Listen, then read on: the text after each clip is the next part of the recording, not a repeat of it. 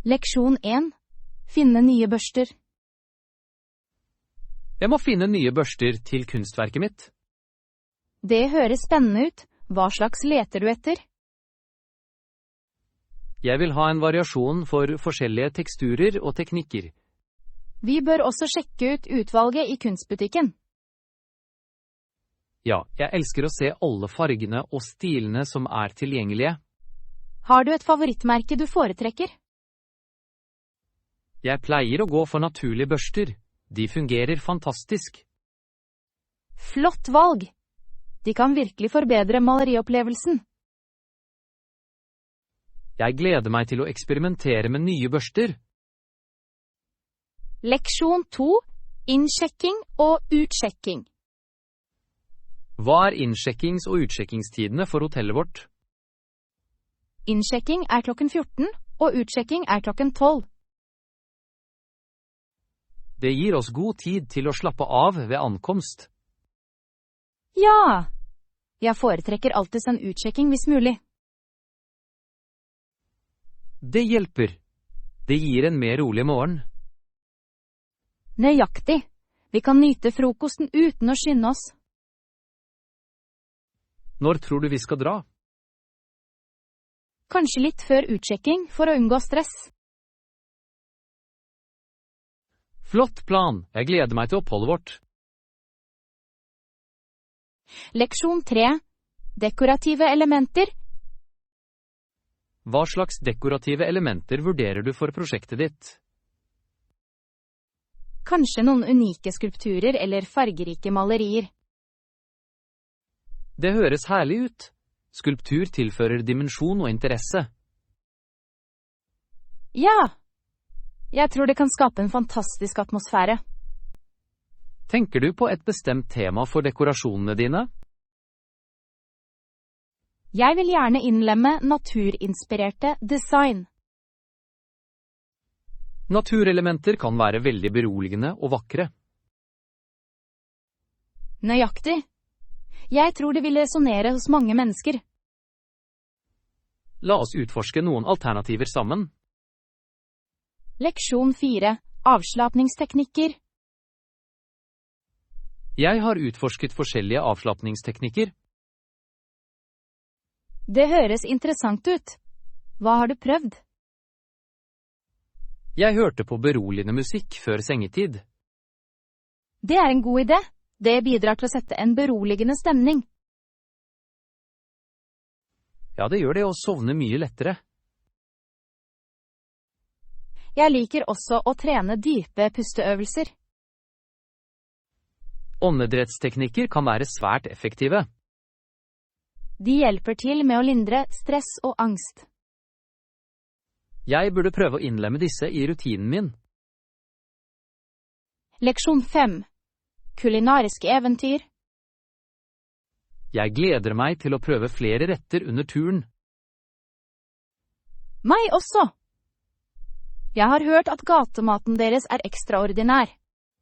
Jeg er spesielt begeistret for de lokale spesialitetene. Samme her. Gatemat har en så levende smak. Har du undersøkt noen måprøveretter? Ja! Jeg fant noen få retter som er populære og unike. La oss lage en liste slik at vi ikke går glipp av noen. Flott idé! Jeg vil ha en smak av alt. Eventyr venter på vår kulinariske reise. Leksjon 6. Unngå misforståelser. For å unngå misforståelser tror jeg det ville være lurt å konsultere retningslinjene våre. Det er en god idé. Klarhet er alltid viktig i diskusjoner. Nøyaktig. Tydelig kommunikasjon hjelper oss å holde oss på samme side. Har du noen gang opplevd forvirring på grunn av uklare instruksjoner? Ja, det kan være ganske frustrerende. Jeg foretrekker klare retningslinjer. Meg også. Hva skal vi gjøre hvis det fortsatt er usikkerhet? Vi kan alltid be om avklaring fra en veileder. Absolutt. Det er bedre å være trygg enn å angre.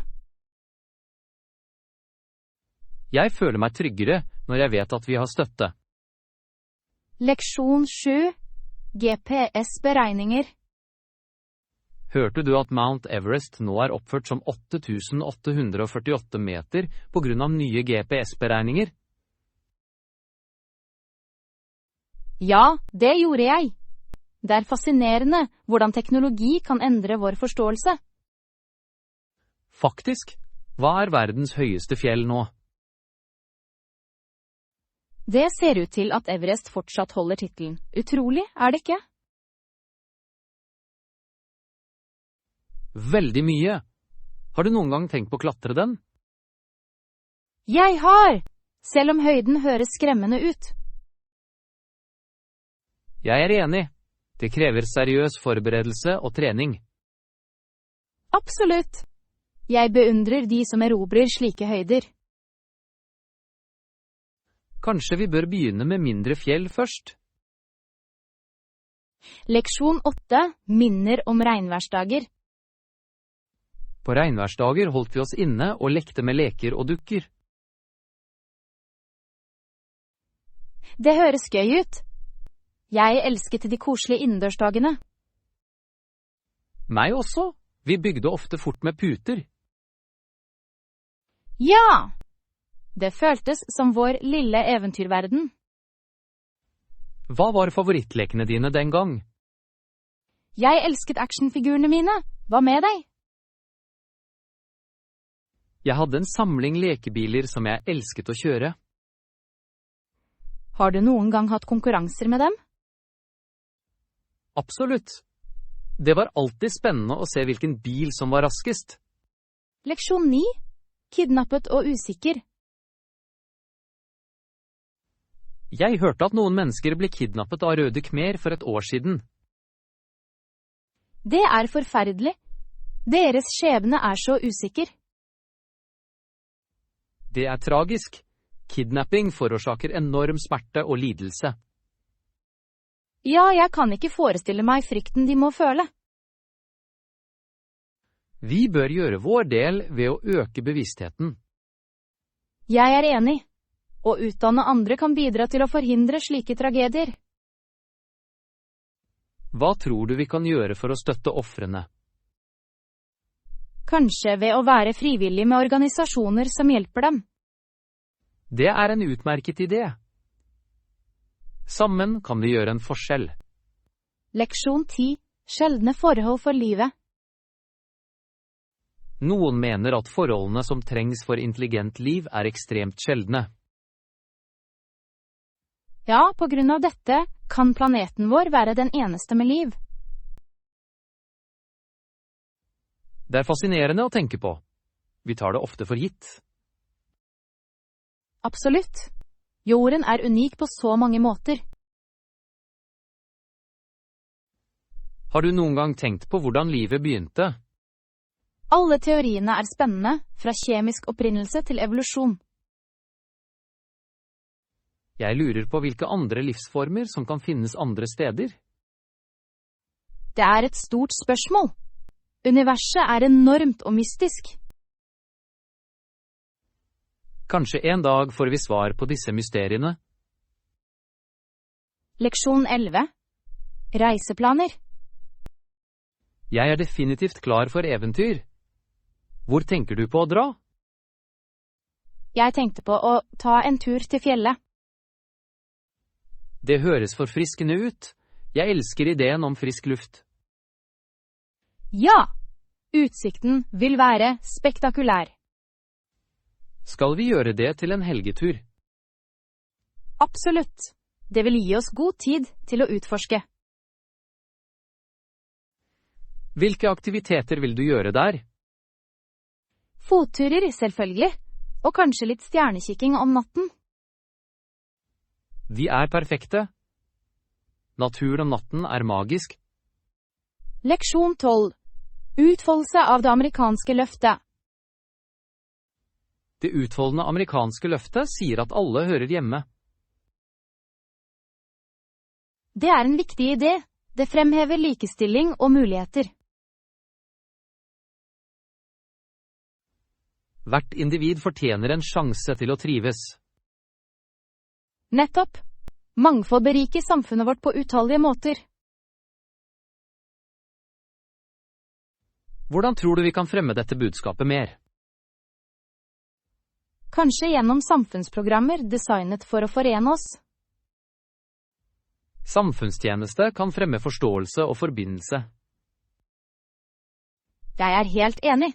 Sammen kan vi bygge en sterkere fremtid. La oss ta grep og oppmuntre andre til å bli med. Leksjon 13. Spennende skatter. Skatter vi finner på eventyret vårt. Jeg er begeistret. Jeg også. Det blir spennende å dele oppdagelsene våre. Hva håper du å avdekke? Jeg drømmer om å finne skjulte perler og historiske gjenstander. De ville være fantastiske. Jeg håper på noe unikt. Kanskje vi snubler over et hemmelig skattekart? Nå ville det være litt av overraskelsen. Tenk deg historiene vi kunne fortelle etterpå. Ja, eventyr bringer folk nærmere hverandre, gjør det ikke? Leksjon 14. Fantastiske opplevelser. Du vil ha en fantastisk tid med å utforske nye steder. Jeg er sikker. Å reise er en så fantastisk opplevelse. Hvilke destinasjoner tenker du på? Jeg vil gjerne besøke steder med rik historie og kultur. Dette er de beste turene. Jeg er enig. Å lære om forskjellige kulturer er virkelig opplysende. Har du vært noe minneverdig i det siste? Ja, i fjor sommer besøkte jeg en vakker kystby. Det høres herlig ut. Var maten god der?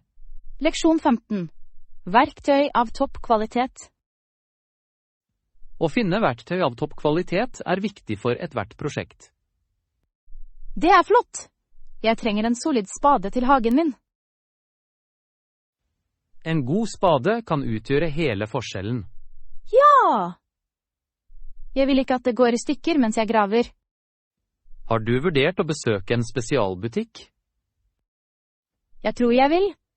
De har vanligvis de beste alternativene. I tillegg kan personalet gi nyttige anbefalinger. Det er sant. Jeg setter pris på ekspertråd. La oss gjøre en shoppingtur sammen snart. Leksjon 16. Nike-varer. Nike tilbyr en rekke sko og andre varer. Jeg hørte at de endrer produksjonsmetodene sine. Ja, men den generelle effekten er fortsatt ikke kjent. Flere grupper er bekymret for disse endringene, ikke sant? Det er de. Åpenhet er avgjørende i slike situasjoner. Jeg er enig. Forbrukerne fortjener å vite om produksjonspraksis. Etisk produksjon blir stadig viktigere. Folk søker merkevarer som stemmer overens med verdiene deres. Absolutt. La oss følge med på hvordan det utvikler seg sammen.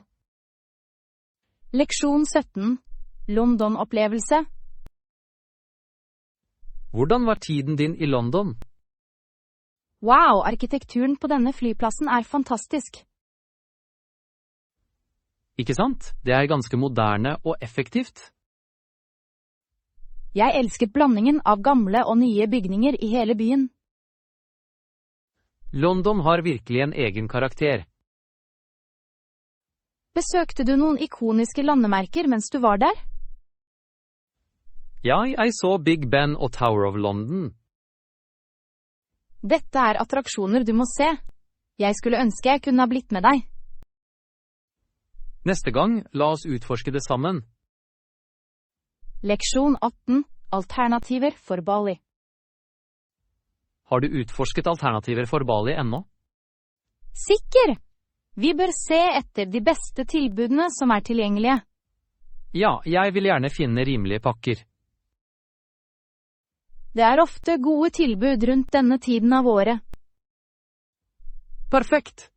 Jeg er spent på de vakre strendene. Og den livlige kulturen. Vi kan besøke gamle templer. Ja, og utforske lokale markeder høres også herlig ut. La oss lage en liste over aktiviteter vi ønsker å gjøre. Flott idé! Planlegging vil gjøre turen enda morsommere. Leksjon 19. Reservasjonsdiskusjoner. Når vi har fullført reiseruten vår, kan vi se på overnatting. Absolutt! La oss holde øye med gode steder å bo. Det er viktig å finne et komfortabelt sted. Nøyaktig. Anmeldelser kan gi verdifull innsikt. Jeg foretrekker steder med gode frokostalternativer. Det gjør morgenen morsommere, ikke sant? Jeg er enig. Matopplevelser kan forbedre den totale turen. Skal vi prioritere beliggenhet også? Ja, å være nær attraksjoner vil spare oss for tid. Leksjon 20. Søker hjelp. Jeg har tenkt på psykiatrisk hjelp i det siste. Er det slik? Hva førte til denne tanken? Hadde jeg virkelig falt sammen med slike mennesker? Det var ikke det jeg mente i det hele tatt. Det er viktig å søke hjelp hvis du føler deg overveldet. Jeg er enig. Psykisk helse er like viktig som fysisk helse. Absolutt. Å snakke med en profesjonell kan gi klarhet. Nøyaktig. Man skal aldri skamme seg over å søke hjelp. Det krever styrke for å anerkjenne kampene våre. Jeg setter pris på støtten din. Det gjør en betydelig forskjell. Leksjon 21. Vennlighet betyr noe. Folk skal alltid være snille mot andre, tror du ikke? Det er viktig å fremme vennlighet i lokalsamfunnene våre. Jeg prøver å følge alle regler for vennlighet selv. Det er en fantastisk forpliktelse. Vennlighet kan forandre liv. Jeg er veldig oppmerksom på hvordan jeg behandler andre. Din innsats er prisverdig. Hver liten handling teller. Jeg tror det skaper en ringvirkning og inspirerer andre. Absolutt. Vi kan bygge en mer medfølende verden sammen. Sammen kan vi skape en kultur av vennlighet. Leksjon 22. Mål og forbedringer. Det høres ut som et solid mål du har satt deg selv. Takk skal du ha. Har du sett noen forbedringer så langt? Ja, faktisk. Jeg har vært mer konsekvent med rutinen min. Det er bemerkelsesverdig. Konsistens er nøkkelen til fremgang. Jeg føler meg mer motivert nå. Det er oppløftende. Positive endringer fører ofte til større prestasjoner. Jeg er enig. Jeg håper å holde dette momentum i gang. La oss feire disse forbedringene underveis. Absolutt. Å anerkjenne fremgang fremmer ytterligere vekst. Leksjon 23. Planlegging fremover. Det er viktig å planlegge fremover og holde seg til timeplanen din. Jeg vil absolutt prøve det. Noen ganger det er utfordrende. Ja, men det kan føre til redusert stress. Jeg kan se hvordan det ville fungere. Jeg må være mer organisert. Kanskje det å starte med en daglig planlegger kan hjelpe? Det høres ut som en god idé. Jeg vil definitivt vurdere det. Hold det enkelt med det første.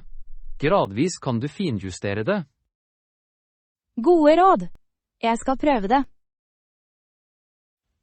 Jeg gleder meg til å høre om fremgangen din. Leksjon 24. Bryte siloer.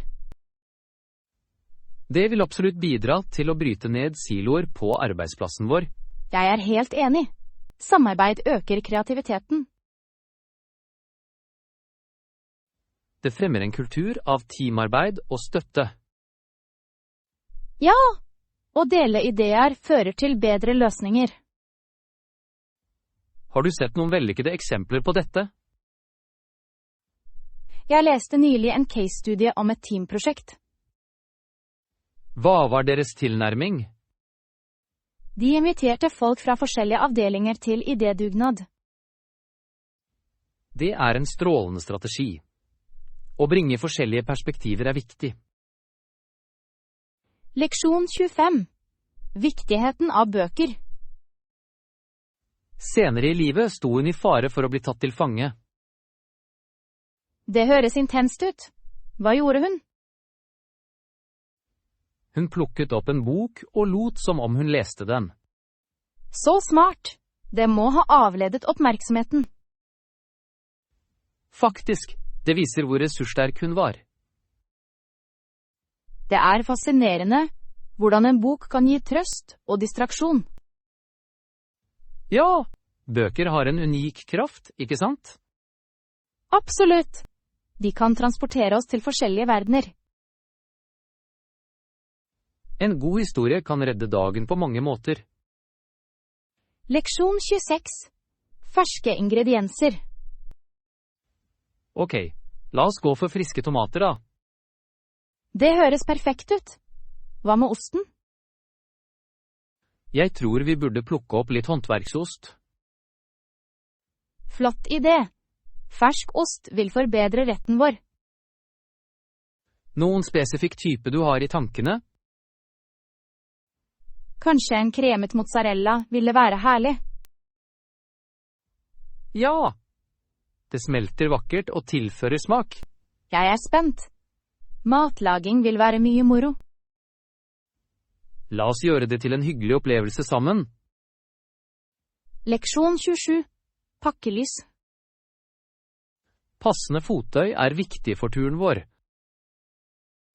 Selvsagt. Noe annet vi bør vurdere. Bare ta med en lett ryggsekk med noen få nødvendigheter. Det høres håndterbart ut. Jeg kan pakke effektivt.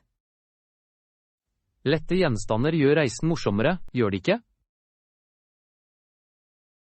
Sikkert. Jeg foretrekker å reise med letthet. La oss lage en sjekkliste for å sikre at vi ikke glemmer noe. Flott idé. Jeg begynner å lage en liste med en gang. Perfekt. Vi er alle klar for eventyret fremover. Leksjon 28. Endelige detaljer. Greit, la oss møtes i morgen og diskutere de siste detaljene før vi bestiller. Høres ut som en plan. Hvilken tid fungerer for deg? Hva med 10:00? Det gir oss god tid. Perfekt. Jeg vil ta med meg alle nødvendige dokumenter. Flott! Det er viktig å ha alt organisert. Jeg er enig. Skal vi møtes på vår vanlige kafé? Ja, den beliggenheten er praktisk og rolig. Fantastisk! Jeg gleder meg til å fullføre alt. Meg også. Det blir spennende å se planene våre komme til liv. Leksjon 29. Tradisjonelle klær. Variasjoner av tradisjonelle klær gjenspeiler et lands rike kultur. Det er så sant. Hver stil forteller en annen historie, gjør det ikke? Ja, det er fascinerende å se hvordan historien påvirker mote. Jeg elsker hvordan tradisjonelle plagg ofte er fargerike og intrikate. Det er de absolutt. Har du et tradisjonelt favorittantrekk? Jeg elsker kimono-kjoler. De er så elegante og tidløse. Kimonoer er vakre. Jeg liker mønstrene og betydningene bak dem. Nøyaktig. Klær kan uttrykke identitet og stolthet.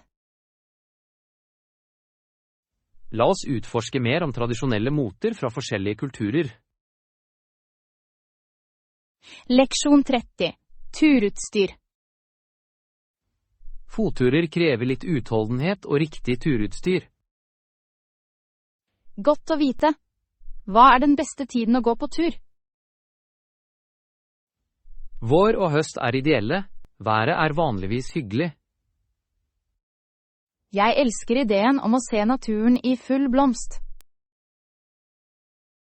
Ja! Det gjør opplevelsen enda mer magisk. Planlegger du en fottur snart? Jeg håper det. Jeg vil utforske noen nye stier. Det høres spennende ut. Jeg vil gjerne bli med deg. La oss undersøke noen stier sammen. Leksjon 31. Fremtidsplaner. Hei! Hva er planene dine for fremtiden? Jeg vurderer å ta en mastergrad. Det er en fantastisk idé. Hvilket felt er du interessert i? Jeg tenker på utdanning. Det er en lidenskap for meg. Det høres givende ut.